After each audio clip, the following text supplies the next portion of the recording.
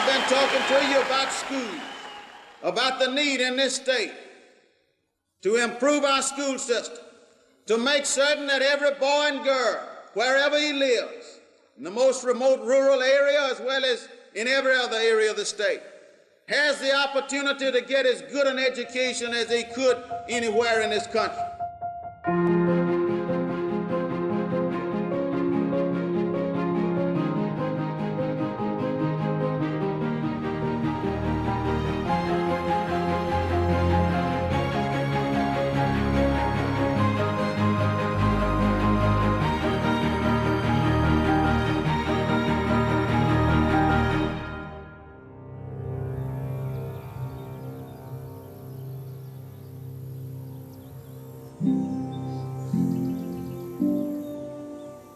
I was raised in the most segregated state in the nation.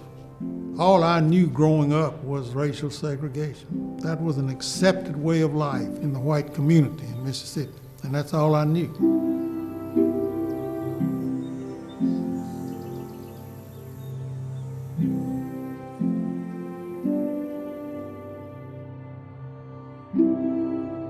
Most of my neighbors were black. They were tenants on our farm. My closest playmates were the black children with whom I grew up.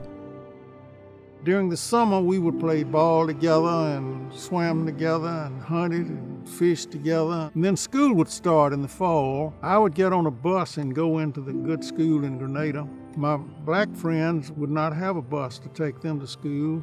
They would have to trudge on winter mornings through the mud to this little one-room school. I thought to myself even then, why am I so fortunate as to have this opportunity to get an education in a good school, and my black friends did not? He was influenced by his father and his grandfather, and education was a high priority. My mother was a teacher. She taught for many years in the public schools of Mississippi. So she started teaching me very early. We had a little room set aside in the barn, and she and I would go out on a scheduled basis every day. And my father was a college graduate. He developed an interest in politics and in public service himself and ran for the legislature. When he was 9 years old, he took a trip to the inauguration of Mike Connor with his father and then hung out with him at the Mississippi Senate. My father took me in to the governor's office, and the governor invited me to sit in his chair. And I sat there with my feet dangling down, and Governor Connor looked at me and he said to my father, he said, "You know, that chair just suits that boy, doesn't it?" And so I took it seriously. When he came back from that, he really was convinced that he wanted a political career. He wanted to have a career like his father. He had it in his blood, I guess. My father and mother insisted not only that I graduate from high school, but that I go to college. At the time that I attended Ole Miss, it was an excellent school, outstanding professors, but reflected the overwhelming support in Mississippi of maintaining white supremacy and racial segregation. However, there were a few teachers at Ole Miss who began to challenge that concept. One of them was one of my history professors named James Silver. He began to explore with his students the concept of segregation and the possibility that in the future race relations might well change. He finished his degree in 3 years. He had to because he was inducted into the Army. He wanted to be assigned to Europe to lead a combat group, but he was assigned to Fort McClellan. He was assigned to train black troops there. Well, the military in World War II, when I entered it in 1943, was as segregated as Mississippi was. When he first finds out that he's going to be training troops, he's a little bit disappointed. There's a great letter that he writes to his father. He says, "If I'm training troops back home and other people are getting to fight, this is going to hurt me in politics." And his dad wrote him back, he said, "No, you're doing what you were told to do. As long as you do a good job, then nobody's going to hold that against you." Shortly after I got there, the Army integrated the white officer corps in that all-black infantry regiment. And here I was, an old segregationist from Mississippi, working with black infantry officers from all over the country, many of them ROTC graduates of universities. They were people just like him. They'd gone to really good schools. They're well educated. They expected change to come out of World War II. And, of course, many white Southerners were convinced that blacks were totally satisfied with the existing racial arrangements. He knew that wasn't true. His experience in World War II was something that changed him. He was a different person, he said, once he was exposed to other people. He comes back in the fall of 1946. Like so many veterans on the GI Bill, he goes to law school. A number of them start talking about wanting to run for office. I was reluctant to run, and yet I recognized that this was an opportunity that probably would not come along for me again, and if I were going to launch a political career, I needed to go ahead and do it. And before the semester was over, there were some 12 of us who were enrolled in the Ole Miss Law School who ran for the legislature, and 11 of us were elected. They came in with great ideas of reforming the state and doing things and passing progressive legislation. We thought we could get this state moving in a way that would produce a better quality of life. We were really earnest, naively so perhaps, in making a difference in the state. A lot of them have these ideas that they can do things to move Mississippi forward, but that kind of runs into a huge roadblock of the emerging civil rights movement in 1948.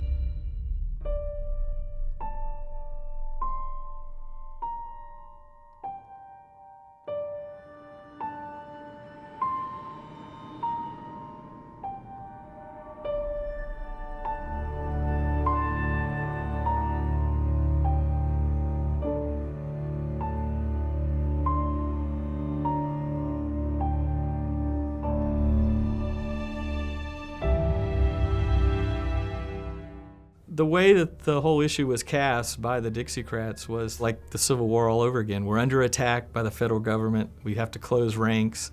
We can't have any let up in our vigilance about segregation or disfranchisement. We have to maintain the line. The mindset at that time was, if the white people of the state of Mississippi and across the South would just remain united on maintaining segregation, that there was no power, in spite of what the Supreme Court might have said, there was no power that could cause that to change.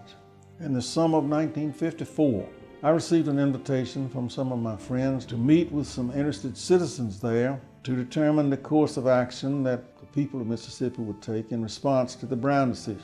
The suggestion was made there at that meeting that in order to preserve our public schools, that we simply abolish them as public schools and let them be run under the auspices of a private organization, thereby bypassing the Brown decision. I stood up at that meeting and I questioned the rationality of the thought behind it. That kind of courage, that kind of willingness to speak out, to stand up, to take a position contrary to the consensus of white people was quite extraordinary. Anybody in his position who had spoken out more forcefully than he did would have been run out of the state, if not worse. It's important that people who were not alive then not minimize. It was flat out dangerous what he did. He understood that education was essential for Mississippi to flourish in the future. He also knew that you couldn't keep your foot on black people and not stay down with them. I was advocating a more gradualist approach. I wanted to see black folks able to vote without restrictions. Out of that came the image that I had of being a moderate. To be called a moderate, as Governor Winter was, I can't think of many more pejorative terms that could be used. I mean, this was a slur on you. You were considered by those on the other side a flaming liberal, an outside agitator. Some of our people have been duped into following the moderate approach to the racial issue. We must not and we cannot allow the liberals, the left-wing elements of this nation, which are present in both major political parties, infiltrate our ranks through our schools and other media and brainwash our youth. Racial politics began to consume Mississippi as it never had before because there was a threat to a segregated way of life. It became public policies established by the governor, by the legislature, that nothing was ever going to be done in this state that would result in the integration of any public institution of learning. You had to defend what was there. Anything that called for change was dangerous. We were somewhat disillusioned by the status quo defense that we found in the senior legislators, personified by Speaker Sillars, who didn't want to change anything, and especially didn't want to change anything as far as race relations was concerned. It became obvious the most powerful political figure in the state was not the governor, it was the Speaker of the House. And as long as Speaker Sillars was in there, progress was going to be dire. Several of us said, if we come back to the legislature, let's make an effort to change the speakership. Sillars was an incredibly powerful man in Mississippi history, and to challenge him when you're a young legislator is beyond belief. In the meantime, J.P. Coleman was Attorney General and running for governor in 1955. To everyone's surprise, he did and was elected governor. Coleman realized that he could get elected governor, but he couldn't necessarily run over Walter Sillars. He let William know that if William would run for Speaker, he would back him. He thought that my election as Speaker would make his task much easier in carrying out the reforms that he wanted to carry out, the number one of which was to have a constitutional convention and rewrite the 1890 Constitution, which I think everyone thought was out of date and needed to be changed. Sillars went to Coleman and said, get William to withdraw from this race and we'll pass your legislative program, just like you want. When it was apparent that Governor Coleman would not get involved, I received only 40 votes for Speaker. We needed 70 votes to be elected. Nobody who voted for him was given a leadership position during that session. The Speaker of the House stripped them all of their responsibilities, including Governor Winter, and they were pariahs. I was strongly criticized for throwing my career away by running against Walter Sillars. But then I realized that there are times when you just have to stand up and say, this is what I'm going to do, and we won't worry about how it comes out. In the fall of 1957, Coleman called a special session to consider the issue of the Constitutional Convention, where Speaker Sillars shot him down in terms of seeing to it that that effort was defeated in the House. Whereas if I had been elected Speaker, it would have been successful, I think, and we would have had a Constitutional Convention.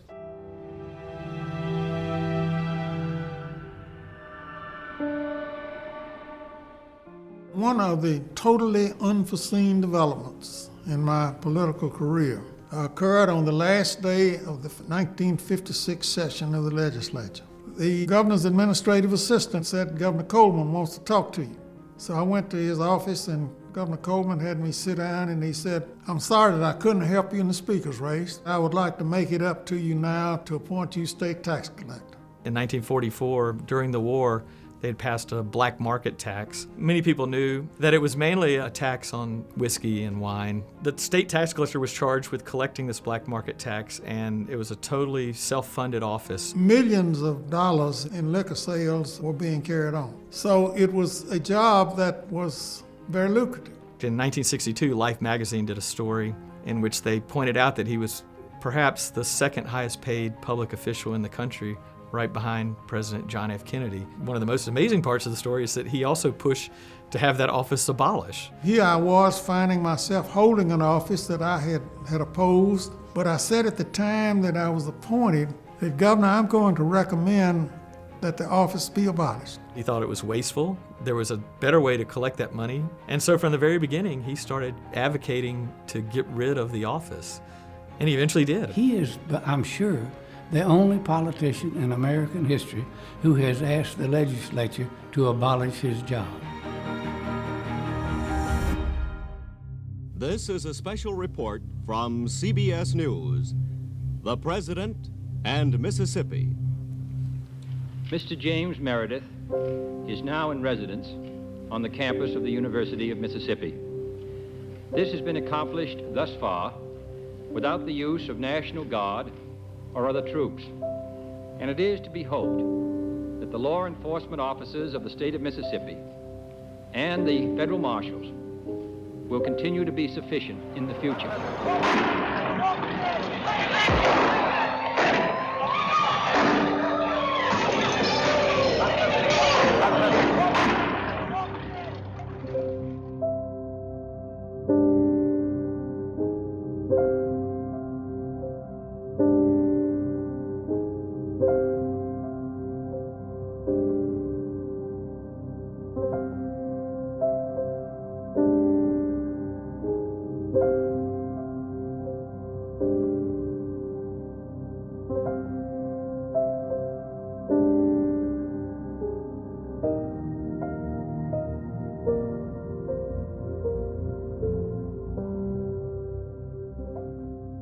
for maybe the first time in my life, I felt totally helpless to say or do anything that was going to have any impact whatever in keeping that confrontation from taking place.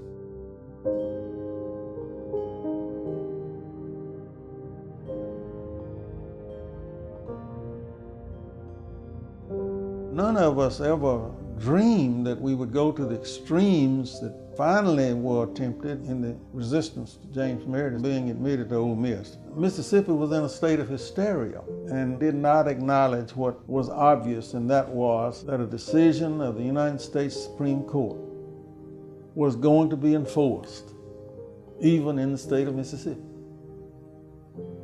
In 1963, in Mississippi, Winter said, quote, "Our political leadership must appeal to the best that is in us, not the worst. We have a great country, and as Mississippians, you and I must act as a part of it." The last thing we need is a political leadership that is inviting trouble by unwise and ill-considered statements, and that is forever waving a red flag at somebody and daring them to start something.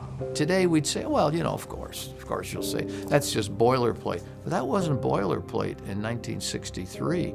That took a great deal of courage to say that, knowing that he was still going to be running for office. He was still going to be interested in playing a leadership role, and yet he was willing to take that stand. The tax collector's office had been abolished, so I announced for state treasurer, and I was elected in the first primary, and still looking ahead to running for governor at some point. So in January of 1967, I announced for governor. Today, here and now, I invite those in Mississippi who want conservative, orderly, honest government to join with me to achieve that end. There were two white gentlemen, elderly gentlemen, discussing politics, and they were talking about what a great guy Jimmy Swan was and how great Ross Barnett was, and one of the gentlemen asked the other gentleman what did he think of this young fellow, William Winter. And the gentleman responded, he said, well, he's a liberal. And the guy said, well, what is a liberal?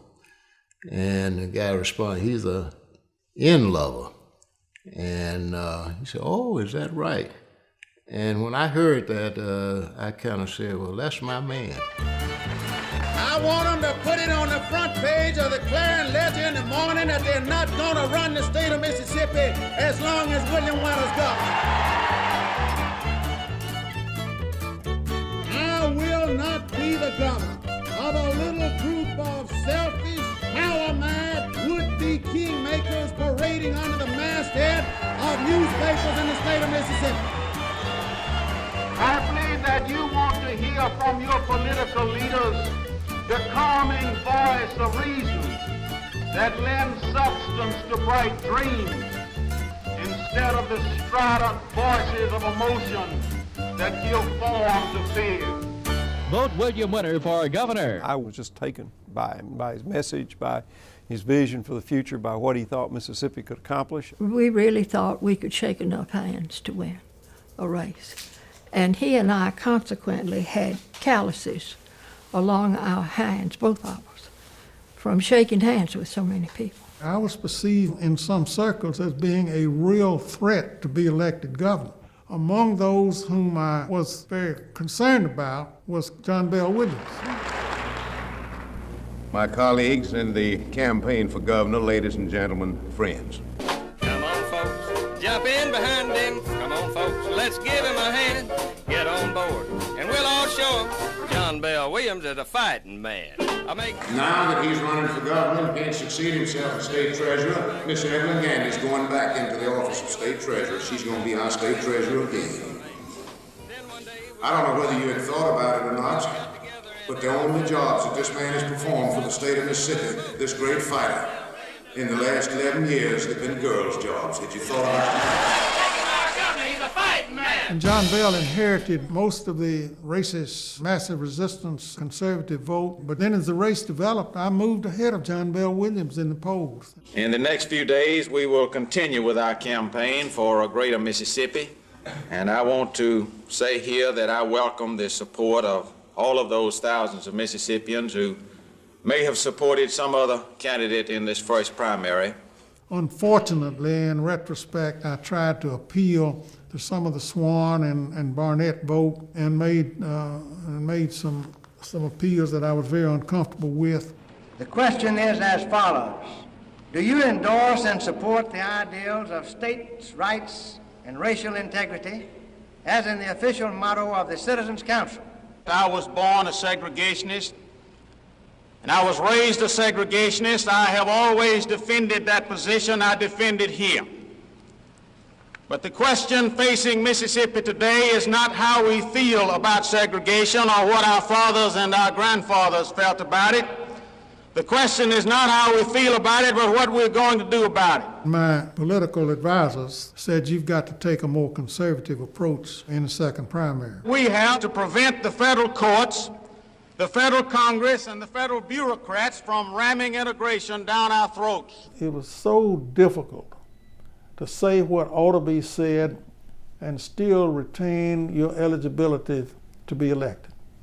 And I regret that. I regret that I did not do more. I think it would be a great disservice to all the people of Mississippi, white and colored alike, if the racial issues injected into this campaign. I'm apologizing for the state of Mississippi for the past 20 years. Dedicated, demonstrated liberal who has made liberal statements. I believe he prefers to call it moderate, but it's liberal statements all over the South. Apologizing for the people of Mississippi and running away from every constitutional fight we had, you know. There was a lot of hate and vitriol. It was tough to be a moderate back in the 1960s, and that's why his life was threatened by the Ku Klux Klan. Where is Mr. Winters? Can he be reached? I think he's at college right there at this point. Your man's in extreme danger. What's happened? There was a meeting today, and your man has been marked. And I don't know what you can do. You're going to have to try to reach him somehow, some way, and get somebody with him, and they're going to have to stay with him. All right. It's fanatical. He's not going to serve. I'll put it to you bluntly. Where was the meeting held? I can't get that close. If I gave you any more information as to where the meeting was held and who was in it, my life wouldn't be worth a bit more than William Winters. I can remember being in his locker room at this high school thing down the coast, and he had a very specific death threat. And these guys didn't want him to go, and he refused not to go out. It was very courageous. Many of the leaders in the Citizens Council and in the Ku Klux Klan set out to see that I was not elected. John Bell Williams really hammered him. He put out handbills saying that a vote for William Winter is a vote for Negro domination of Mississippi politics. And that was the message that was put out in the second primary, that if I were elected governor of Mississippi, there was no way that segregation could be preserved. It was the last really racist gubernatorial campaign run in this state. The second primary proved to be an impossible hurdle for me. Wound up losing to John Bell pretty overwhelmingly. Race was such a big issue, and if you could be a bigger segregationist during that time, more than likely you would prevail, and Governor Winter didn't prevail. I also want to express my congratulations to Congressman Williams. He is the Democratic nominee for governor now, and as one who participated in the Democratic primary, I have pledged to him that I would support him in the November election. I was thinking, surely he's going to win. He's clearly the most qualified. He's speaking to ideals that would move the state forward, and then, of course, we got trounced. Have you given any consideration to a race in the state's highest office in 1971? I, of course, have given thought to other races. I have no definite plans at the moment. Here again, I think only the future can tell what the possibilities are. We were also traumatized by '67, and I don't think that Winter and a lot of his supporters thought the state had come as far as in fact it had come on race, and that he was going to face the same nightmare that he faced in '67. In response to inquiries from a great many friends and supporters from all over the state of Mississippi, I'm announcing this afternoon that I will run for lieutenant governor. I knew the race for governor would be another expensive race. Very few people thought I could win it. Everybody thought I could be elected lieutenant governor, and that's what I ran for, and where I was elected in the first primary. Hopefully, after a successful tenure as lieutenant governor, I would run for governor in 1975 with better prospects for winning. I was in the courthouse, and here comes Cliff Finch. And somebody says, "Are you going to run for lieutenant governor again, Cliff?" And Cliff says, "No, I think I'm going to run for governor." And I'm thinking to myself, "Are you fixing to run for governor against the fella that just beat the stew out of you 4 years ago?" We had run against each other in 1971 for lieutenant governor. I won that race handily, and I did not feel that Cliff would be a strong opponent in 1975.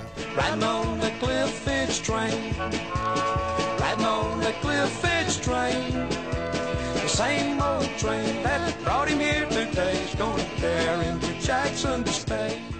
It became obvious to him and to all of us that the campaign was not going well, and that the energy and the momentum was with Cliff Finch, who was running an incredible campaign. Wasn't based on substance, but the theatrics of the Finch campaign just overwhelmed Governor Winter. After the polls had shown that I would win in the first primary, I wound up in a runoff with Finch. William Winter was the overwhelming favorite early on in that campaign, but in the second primary, Cliff Finch gave Winter a drubbing, and he lost in a landslide. I was defeated by well over 100,000 votes. I was defeated in that race by a larger margin than I had been defeated in my first race for governor. And I was just stunned. I mean, I left my William Winter sign in my front yard for almost a year until it finally just rotted away. I just could not believe that it happened. You give Mississippi a choice of the clown and the scholar, and it'll pick the clown almost every time. It was kind of humiliating to lose to a lunch pail, you know, when you're William Winter. And that's kind of what happened. I was defeated. I was overwhelmingly defeated. And at the end of that race, I thought, well, I'm never going to be elected governor of Mississippi. 4 years ago, Mississippi was sold a lunch bucket governor. But the lunch bucket turned out to be empty. Mississippi had had it with its governor, who was Cliff Finch. And at this stage of the game, they were looking to turn the corner. Cliff Finch didn't make a single appointment, hardly, that had any significance. Half of them were indicted. It was a comedy. The race for governor was well underway, and I had no intention of running. My friend Bill Cole said, "We are running a poll. Would you like for us to put your name on the list of those running for governor?" I said, "Well, Bill, go ahead and put my name there, but I'm not going to run for governor." Well, he called me back in a few days, very excited, and he said, "Our poll shows you can be elected governor this year." Winter had clearly never abandoned his desire to be governor. I don't care what he said to anybody. And he saw a chance. I think he began to get a sense that it was his time. And what started as maybe a long shot became something that seemed to people logical, if not inevitable. For the first time in his career running for governor, those attributes that Winter had of being intellectual and erudite all of a sudden became virtues in 1979 on the heels of the Cliff Finch administration. There was a sense that the state had been embarrassed and that William Winter would never embarrass us. I ask the people of Mississippi today to join me in making the hard choice of involving themselves in a campaign to restore honor and competence to state government. We made a number of critical decisions early on in the campaign that played off of the mistakes of 75. And that, unlike the 75 campaign, was a lean, focused, spare campaign where every dollar went right to TV and radio.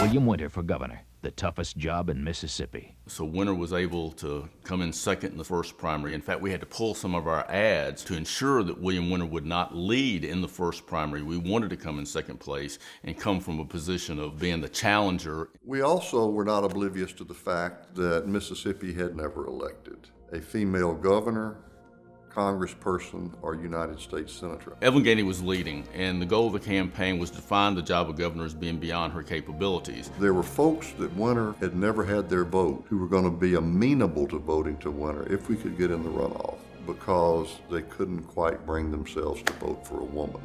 We drew several spots upon that. We reminded the voters that William Winter, or the governor of Mississippi, was also the commander-in-chief of the National Guard. William Winter, out on the field with the general, suddenly the job was defined outside of Evelyn Gandy. She was a very worthy opponent. I regretted the circumstances that found me in the second primary with her. The fact that she was a woman was a handicap to her at that time. It was a factor in the race, and I was able to be elected. He was elected handily. And I think it was really a combination of things. It was some anti-Finch, anti-Gandy, but it was also him. He was much more confident, relaxed, and laid back. He kind of got back to his roots. In 1967, when he ran, his slogan was, "Fight to win for Mississippi, win with Winter." And in 75, it was this, "He's for real," which said nothing. In 1979, the campaign slogan was, "William Winter for governor, the toughest job in Mississippi." And it is a tough job, and his experience as governor verified that.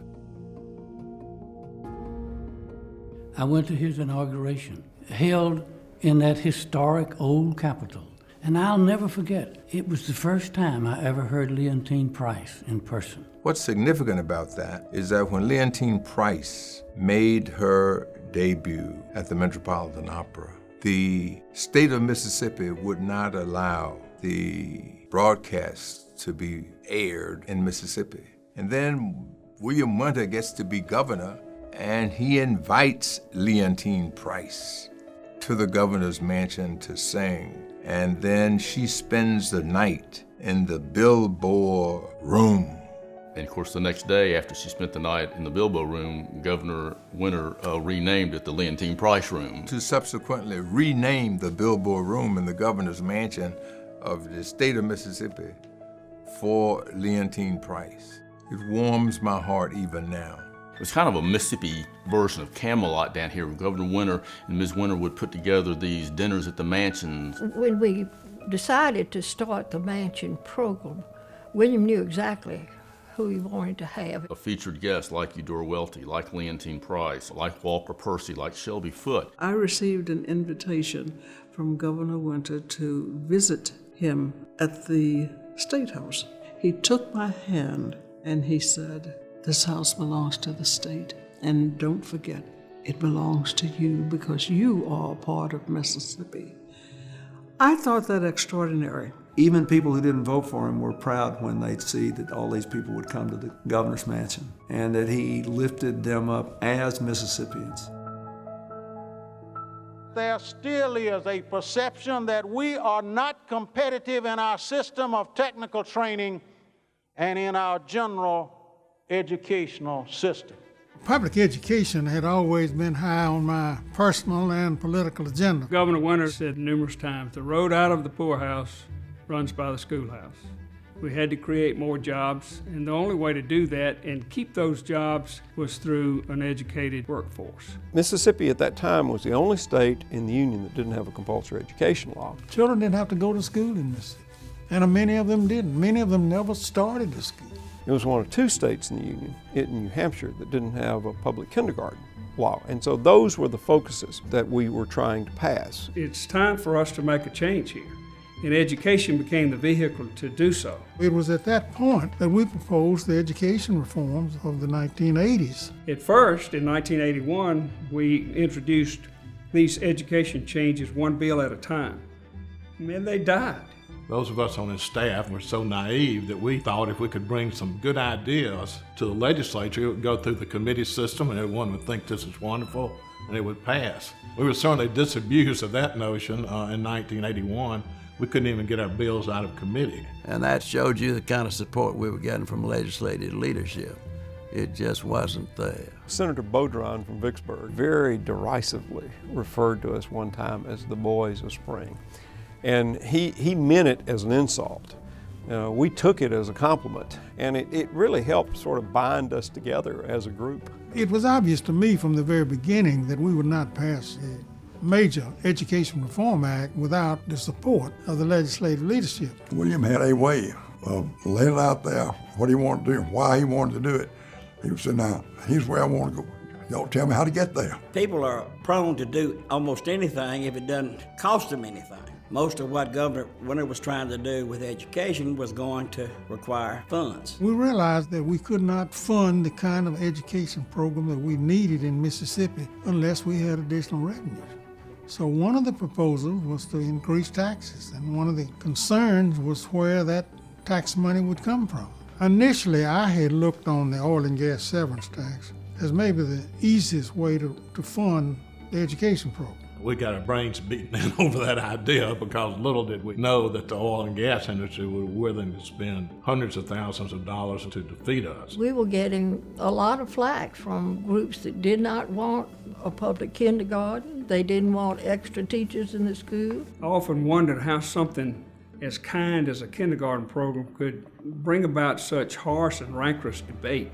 And then gradually I realized that that kindergarten program stood for a loss of power. The federal government back in 1970 issued a peremptory order saying Mississippi needs to integrate its schools with all deliberate speed. So when that occurred in areas of the state where you had large black populations primarily, you had whites leaving the public schools and going into various kinds of private schools. So many thought kindergarten was nothing but a babysitting service for black kids paid for by government. That was the opposition. It was the opposition of, let's keep Mississippi like it is. We like this class society. If you were worthy of getting a good education, you would have been born to a wealthy white family. So all of that turmoil came to a head when William Winter went into office to try to do something to improve education. I really was not so naive as to believe that it would be easy to pass and to implement a broad sweeping reform. But I thought we would at least begin to make some headway. But the 1981 session of the legislature was just not prepared to receive what we were recommending, and certainly least of all were not ready to hear anything about additional taxes. If you're the governor, you got to have the support of the legislature. And so you got to figure out how to do that. Public education per se really did not have a well-organized political constituency out there. And I realized that if we were going to get the legislature to respond in an affirmative way, we needed to give them some help. Legislators could say no all day long to Governor Winter, to Andy Mullins, to Dick Malpass, and to Ray Mabus. They could not say no to their constituents back home. We knew there was a real hunger for this in the state, and what we had to do was to harness that. And so when the 1982 session came around, I was pretty optimistic that we were going to get something passed. I think we gradually built with the leadership an understanding that this was something worth doing, but we never did really come to an agreement as to how we were going to fund it. I thought if we're going to do something for education, it ought to be something everybody pays for. Sales tax is the way to do it. The governor had a meeting with Senator Beaudron from the Finance Committee and Sonny Meredith, who had the Ways and Means Committee, and they both said, you know, Governor, it'd be a better idea if we take up taxes in the spring. We'll pass the authorization for these things if you really think we need to do it now, but to pay for it, let's wait till the spring. One of their old tricks had always been, fine, we'll pass all this, but how are we going to fund it? Governor, you're going to have to raise taxes. People would vote for the teachers and then vote against the taxes. They had the best of both. Put your money where your mouth is. Let's raise taxes on everybody in Mississippi. And I think the assumption was enough people would say, wait a minute, we're not going to raise taxes. It was over $100 million tax increase. And that was a very, very substantial amount of money. Any politician who supports a tax increase, especially a huge tax increase like this one's going to be, is doomed in his future politics. I said, let me say right here today that I will sign any revenue bill that the legislature in its wisdom comes up with. This is too important for us not to provide the funding. He knew deep down that that would cost any future political race. A whole package now of tax increases that any opponent could point to and say, he raised taxes on this, that, or that. By the end of the 82 session, we had a kindergarten bill that we thought had built a good deal of support for. And it got on the calendar. It was out of the Education Committee, it was on the calendar, but it was on a deadline day, and it had to be considered at that particular time. Somebody made the motion that we adjourn. And Mr. Speaker said, all in favor, vote by saying aye. The ayes was just a few. Aye. Opposed, no. No. It a road no, but he wrapped the gaveling and walked off the floor. I adjourned the House as the Speaker of the House. I got on the floor of the House, and I was not going to walk back to that podium after I had adjourned the House. Deadline came, bill died on the calendar. If I'd been Governor Winter after about that second or third time, you know, he had to feel like, my gosh, this is the worst job in the world. We had been defeated 3 straight legislative sessions. We had a one-term limit. We knew that his administration, he knew, was coming to an end. And I was faced with the very unhappy prospect that I would go out of office as a do-nothing governor, and people were beginning to write me off.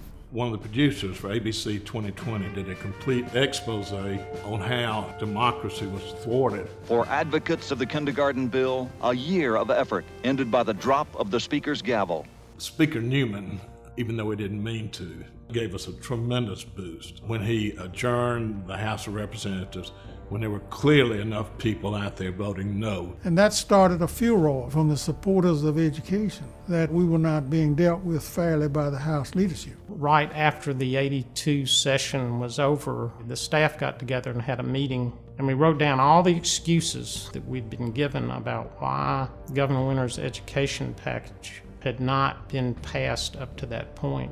We were going to address each thing that was on the board, and we were going to take away those excuses. A major decision had to be made.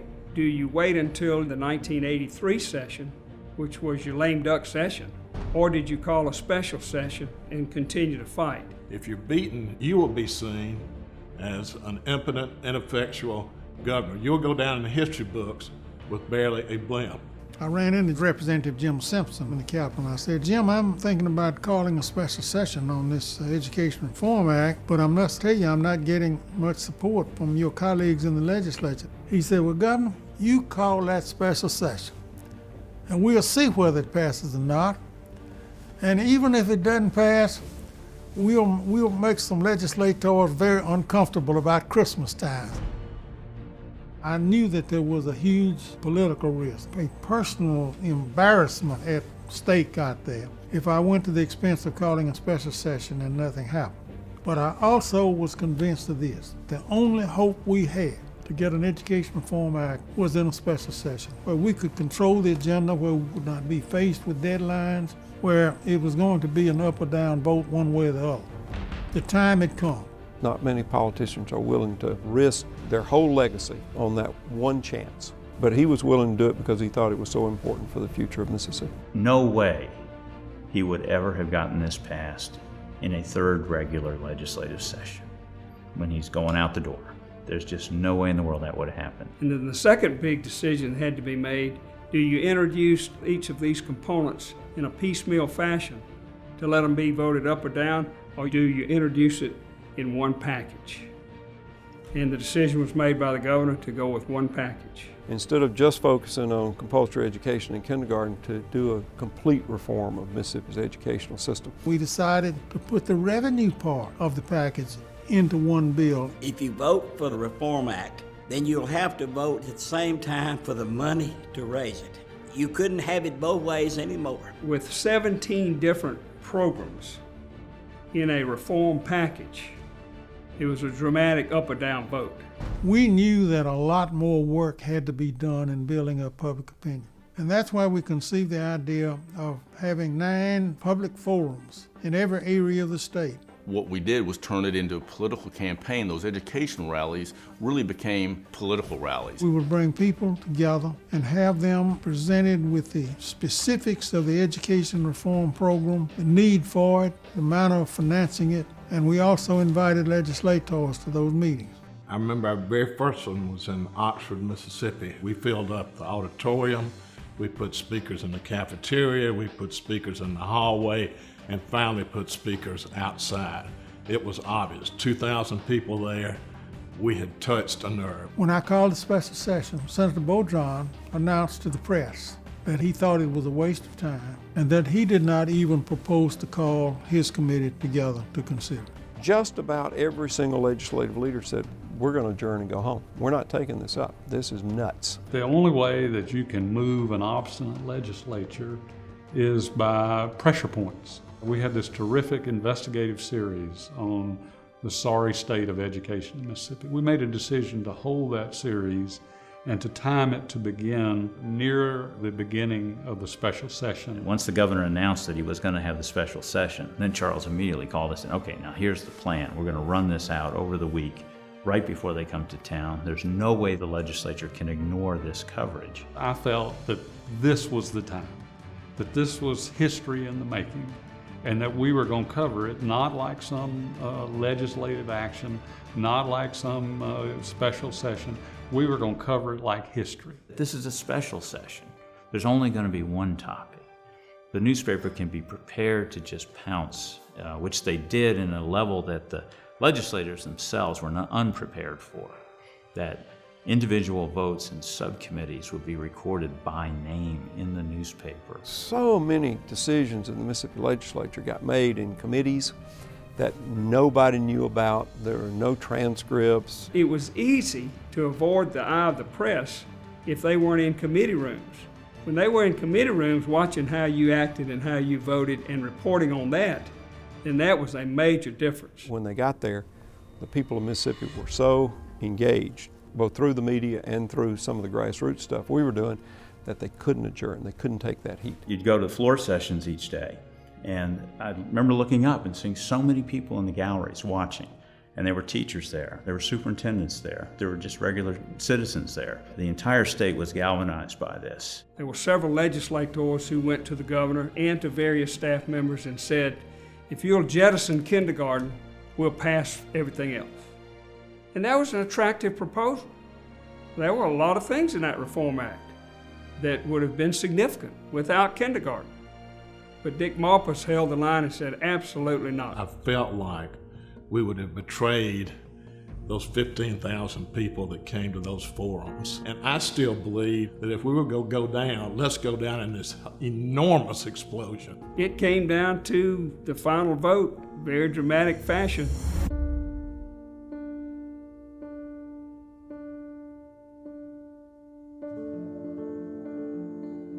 We had these little phones that would light up. Picked up the phone because the light went on, and Cliff's, because the House just passed the bill, and put it down, and almost immediately you could see the senators were getting the news too. And then almost after that, this idea of let's vote, vote, you could hear this little chant almost of vote. So they started calling the roll in the Senate. I was up in the gallery with a whole lot of other people trying to keep track of that roll call. I was in there with Governor Winter. David Cruz was in there with the governor. Mrs. Winter was sitting in his lap, and we were listening to those votes come in over the squawk box. I had covered enough of these votes that I just knew as I started down the list, I could see what the votes were switching. We had one vote in the Senate that could derail the whole thing. And all of a sudden, that senator got up and took a walk. He never got moved quite far enough to vote for it, but he got moved far enough that he wouldn't vote against it. It was 26-25.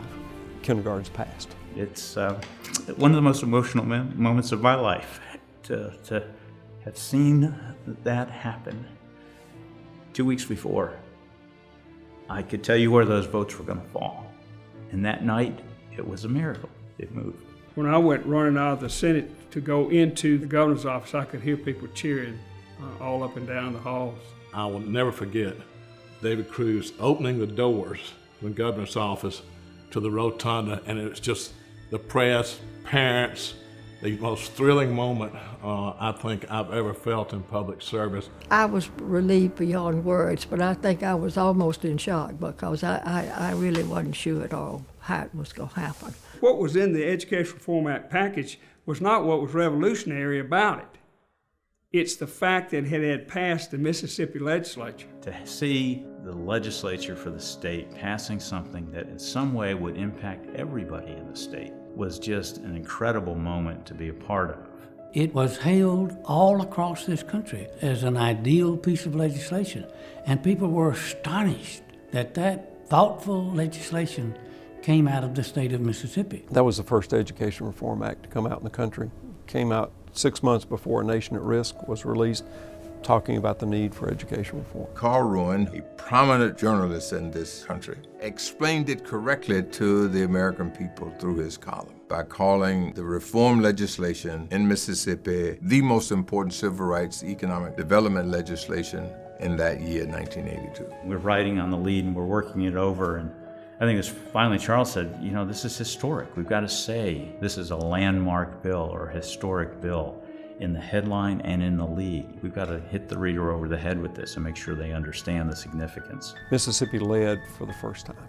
The truth is, politically, William Winter never should have done this. It was not in his interest to go down the same road that was almost certain to fail. He had engineered a major education reform in the poorest state in the Union. We were in our 20s. We hadn't covered many governors. We didn't know that governors don't act like this all the time. They rarely act like this. If he thought something was right, he was going to stay with it until he succeeded, regardless of setbacks and disappointments, of which there were many. What he started was the raising of consciousness about the critical need for improved education in the state. And I don't think his long-lasting impact can be overstated. It's fascinating to think if he'd had a second term, what he could have accomplished. He was a person that deserved many more years in public service, but 4 years of what he did changed the state of Mississippi and changed the way in which all the other leaders looked at what you could do as governor.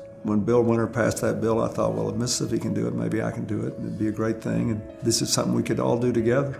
That's what leadership is. It's the most important ingredient a politician or a public servant can have, and I can't think of a better example of leadership than William Winter. The Education Reform Act of 1982 won a Pulitzer Prize for the Clarion Ledger. It was Mississippi's Pulitzer Prize. It was Mississippi's time to shine in the sun. There's good reasons for us to have done what we had done, because those same phone lines between the Clarion Ledger and the governor's office were used in the 1960s, conspiring to keep things the way they were.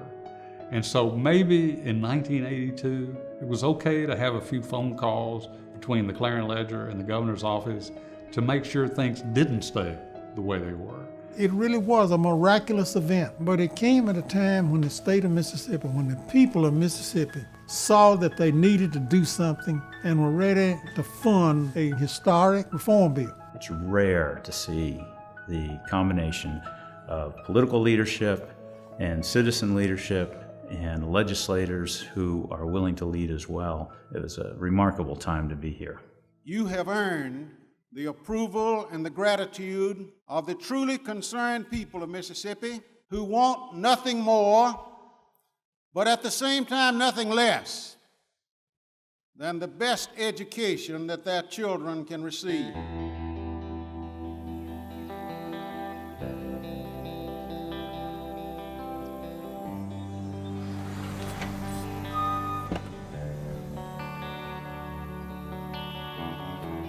Winter has had another whole career since he was governor. He has really emerged as a regional and national leader on education and economic development, and most principally on racial reconciliation. He was the true catalyst behind President Clinton establishing the Commission on Race, which then led, of course, to the William Winter Institute for Racial Reconciliation at the University of Mississippi. The two great passions of his life were education and racial reconciliation.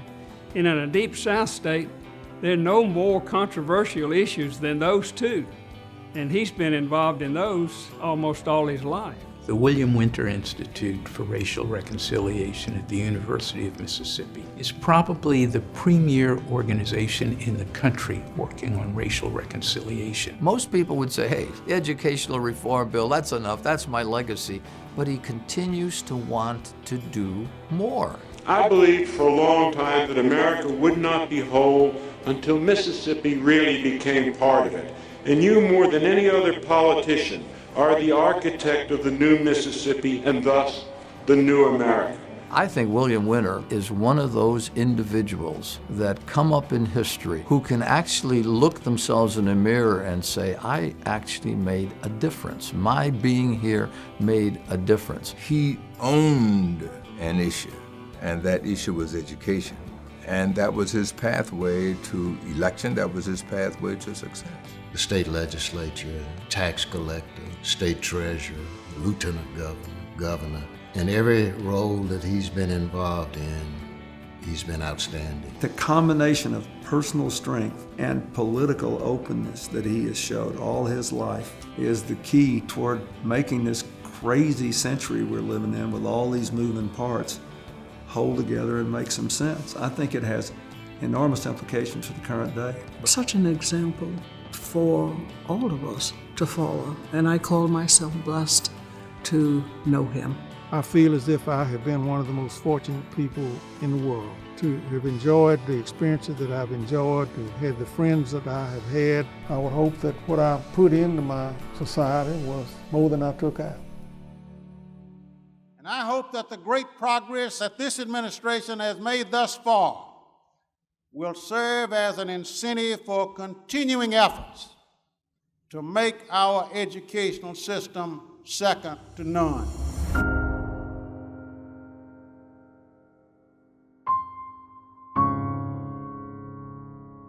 Education Reform Act, it's been a disappointment to me. But then I have been told by those who disagree with me, if we hadn't passed it, where would we be? There's no question about having raised the quality of education in Mississippi in 1982. Now, it's a never-ending battle. What Governor Winter did got us on the right path. Here we are 40 years later trying to extend that. What I frequently hear is this: if we didn't have the Delta, we'd be 24th in the country. What does that mean? You know, I know what it means, and you know what it means. It may take generations for us to climb out of the deep, dark hole we were in educationally because of our history. I mean, you can't undo 150 years of slavery and then another 100 years of second-class citizenship for 40% of our population and expect us to overcome that in 40 years. There are many challenges in public education in Mississippi, but everybody needs to keep in mind that's where 91% of Mississippi's children go to school. 80% of the white children in Mississippi go to public schools. We need to take further steps to ensure that what Governor Winter started does at long last occur. It's human nature to say, oh, we've made progress, let's rest for a while. We can't afford to rest. We can do these things. We must do these things, or we will always be in last place. We can do this. God did not draw a line around Mississippi and says your children will have less opportunities. We have the potential to lead this country in education. All we've got to do is have the will of William Winter to do it. The greatest dividing line is not race.